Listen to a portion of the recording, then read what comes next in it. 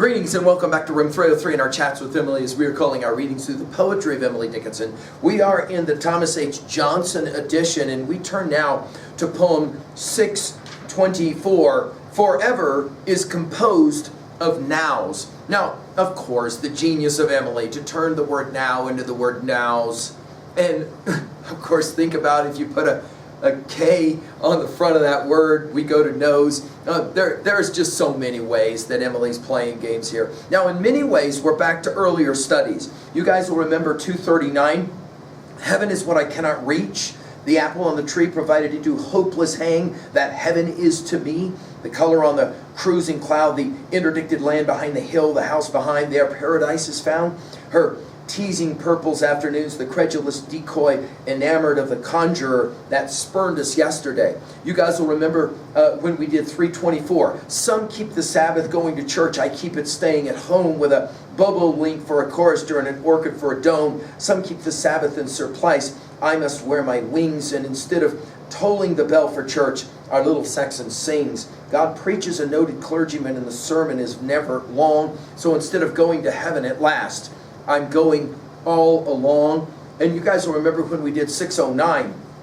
I years had been from home, and now before the door I dare not enter, lest a face I never saw before stare stolid into mine and ask my business there. My business but a life I left with such remaining there. I leaned upon the awe I lingered with before. The second like an ocean rolled and broke against my ear. I laughed a crumbling laugh that I could fear a door who consternation compassed and never winced before. I fixed to the latch my hand with trembling care, lest back the awful door should spring and leave me in the floor. Then moved my fingers off as cautiously as glass and held my ears, and like a thief fled gasping from the house. Now, we're back to another definition poem of Emily's.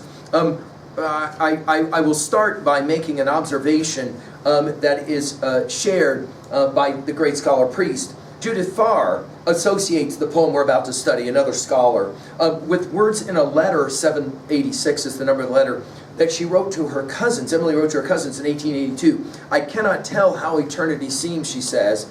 It sweeps around me like a sea while I do my work. In other words, priest goes on, as St. John repeatedly says in his gospel, eternity begins in this life. Every day while we go about our work, we can receive flashes of forever. And as well, there's a note that's been made by another scholar here of another letter that Emily wrote. We're talking now about Susan.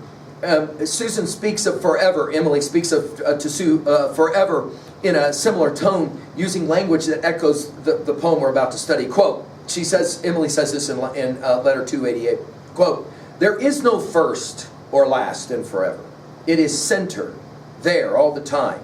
And then in one of her finer letters to Sue, she implored, be Sue, quote, be Sue while I am Emily, be next what you have ever been. Infinity. Now, suggesting possibly this poem may be having some reference to the idea of her time with Sue and the beauty of that relationship. Now, our assumption, so that you've been following our stuff at learnstrong.net, down that left-hand side, Chats with Emily is our playlist. I'm hopeful that you worked through a set of introductory comments as well as the preceding 623 poems. We just finished with 623. It was too late for man. Now, if you have read all those earlier poems, you know that Emily's project, one of her many projects, is to try to bring heaven to earth, right? In some ways, it almost seems that she's answering Milton and Paradise Lost. We've given full lectures at learnstrong.net by saying you don't have to die to go to heaven. In fact, eternity in heaven can be right here, right now. Sometimes Emily, one scholar has pointed out, will talk about eternity in nonlinear terms, and other times in linear terms. I'll leave it to you to decide which one of the two she's playing with here. This is how she says it. Forever is composed of nows. 'Tis not a different time, except for infiniteness and latitude of home. From this experienced here, remove the dates. To these let months dissolve in further months, and years exhale in years. Without debate or pause or celebrated days, no different our years would be from Anno Domini's. Now, I think it's important that there is an argument that this poem could be referencing some notion of Sue. When we hit poem 765, we'll come back to this study when we do this. This is the way that she says it in 765. She says, "You constituted time, I deemed eternity. A revelation of yourself, 'twas therefore deity.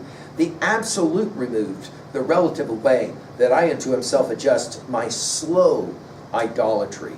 Now, notice the use of the word forever right away. In 15 poems, Emily uses this word. Composed, as in created, of nows. Of course, this is her only use of this word nows. She invents the word. I think Emily is constantly playing. And as I've said to you guys in a number of these lectures, I think Emily wants us to see the word nows and to recognize the epistemological game she's playing with the word no or knows, right? In other words, we don't have anything other than right here, right now, right? I mean, as we'll sometimes point out in room 303, if we're thinking about some tragic moment of our past and I were to demand of you, let's go there right now, you might try to find some evidence of it, like a video or something, and I say, no, let's go there right now together. You would have to admit to me, yeah, I can't go there right now, because it doesn't, in some profound way, it doesn't exist, nor does the future, right? You're never going to get to the future. 5 seconds before you draw your last breath, you won't die in the future. Why? What are we saying? There is no past. It doesn't actually exist. You can't go there. There is no future. You will never get there. All we will ever have is this present moment, now. And so she plays it out this way. Forever is composed of nows.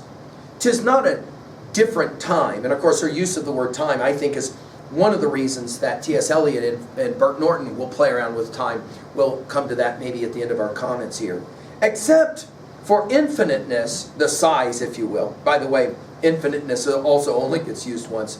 And latitude of home. Think of it this way. It's almost like the base of infinity or eternity. It's so large. From this experienced here, by the way, notice the verbs, remove the dates to these, let months dissolve in further months and years exhale in years. In other words, what is the point that she's making here? You can try to divide time. We can try and play games with clock hands and with calendars and the like. But in the end, without debate or pause or celebrating days, there is no difference. Our years would be from Anno Domini's. By the way, there was a marginal variant for no different as infinite, and she stuck with no different.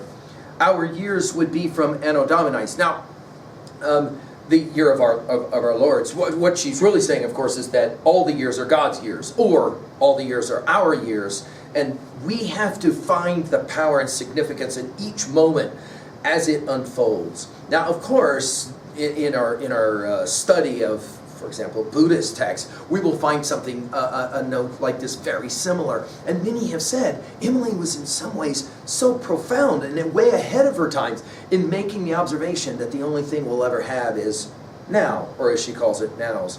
By the way, when we get to 685, we'll play the game again. It reads like this. She'll say it in just 2 lines. It's quite brilliant. Not revelation 'tis that waits, but our unfinished eyes.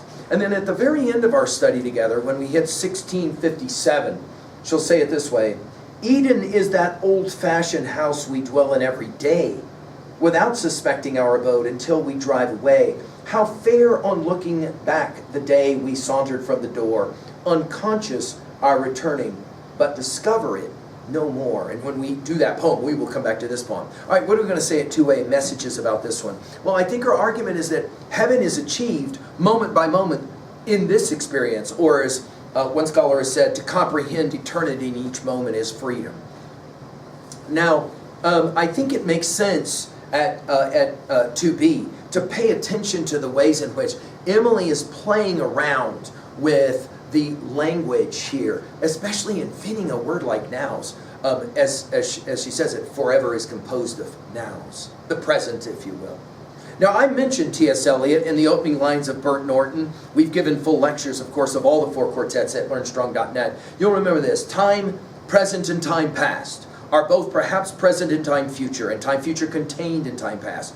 If all time is eternally present, all time is unredeemable. What might have been is an abstraction, remaining a perpetual possibility only in a world of speculation. What might have been and what has been point to one end which is always present. Footfalls echo in the memory, down the passage which we did not take, towards the door we never opened into the rose garden. My words echo thus in your mind. You guys also remember when we did Burns's To a Mouse. Remember what he says to that mouse? First, I'm sorry I jacked your house. Second, you and me are very similar. The best laid plans of mice and men soon off to go awry. But what is it, that third thing he says to the mouse? He says, you know, you have something I don't have. You live in the present. The present only toucheth thee. He says, me, I gotta worry about the past and my feelings and my regrets and my shame of the past. I gotta worry about my fears of the future. To be able to live in the present moment, Burns suggests, oh, what a freedom that would bring. Finally, at 3B, to own a poem like this, how hard is it for you to live in the present moment in the series of nows? I hope Emily's challenging you. Thank you.